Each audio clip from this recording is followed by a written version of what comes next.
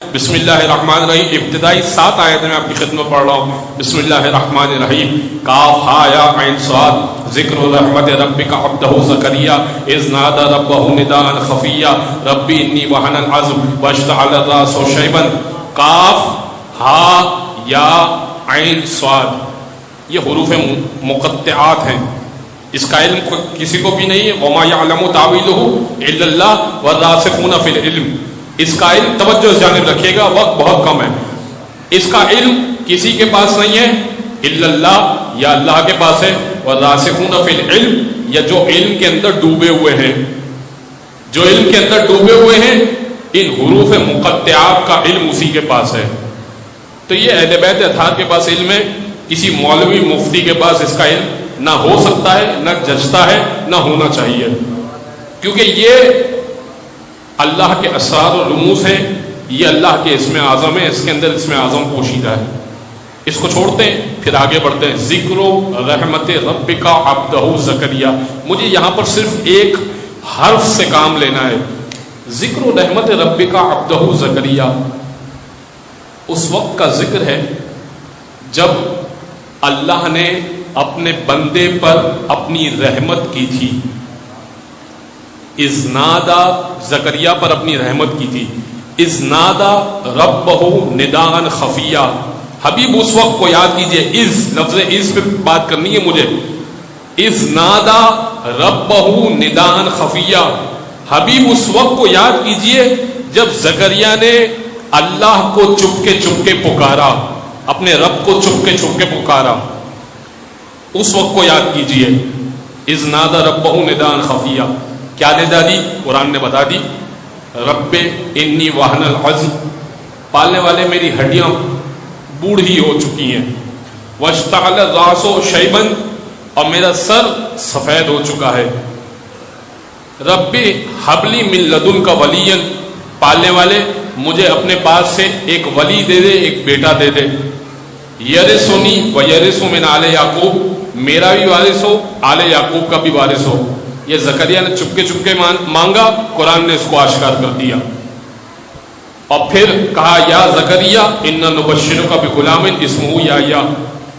اب پروردگار نے جواب دیا، اے زکریا ہم تمہیں بشارت دیتے ہیں ملائکہ کے ذریعے سے، ہم تمہیں بشارت دیتے ہیں بغلام، ایک لڑکے کی، اسمہ یحییٰ، اس کا نام یحییٰ ہوگا. لم نجعل من قبل سمیہ، اس سے پہلے ایسا نام رکھا بھی نہیں گیا. یہ 7 آیتیں میں نے آپ کی خدمت میں پیش کی. اب توجہ سے سنیے گا جو میں نقطہ آپ کی خدمت میں پیش کرنا چاہ رہا ہوں. ہمیں تو محمد مصطفیٰ تک پہنچنا ہے نا. یہ میں نے کیوں جناب زکریا اور جناب یحییٰ کا تذکرہ کیا؟ اس پورے واقعے کے اندر جو 7 آیتیں، پورے واقعے کے اندر مخاطب کس سے؟ اللہ، محمد مصطفیٰ سے. بتا محمد مصطفیٰ کو رہا ہے یہ پورا واقعہ، اور کیا کہہ کے بتا رہے ہیں؟ اذ نادا ربہ نداء خفیا. حبیب اس وقت کو یاد کیجئے. یہ اس وقت کب ہوتا ہے؟ اب میں مثال دیتا ہوں. مثال کے طور پر میں آپ سے کہوں کہ 6 دن پہلے یاد کیجئے میں نے ایک مجلس میں یہ کہا تھا، تو آپ میں سے ہر شخص کہے گا کہ 6 دن پہلے محرم شروع نہیں ہوا تھا. تو یاد کیجئے کا لفظ اس وقت کہا جاتا ہے جب ایونٹ کے وقت وہ چیز موجود ہو اور وہ بندہ بھی موجود ہو. مثال کے طور پر میں یہ تو کہہ سکتا ہوں کہ آپ یاد کیجئے کل میں 8:45 بجے ممبر پہ بیٹھ گیا تھا. تو ممکن ہے کہ آپ میں سے کسی کو یاد ہو تو وہ کہے گا کہ بالکل ایسا ہی تھا. تو یاد کیجئے کا یاد کیجئے کا کب ذکر کیا جاتا ہے؟ جب وہ بندہ سامنے موجود ہے تب کہا جاتا ہے یاد کیجئے.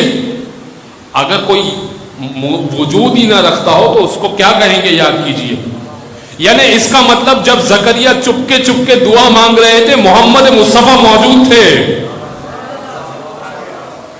بھائی یاد کیجئے، زکریا چپ کے پکار رہے تھے. اچھا یہ ایک آیت ہے.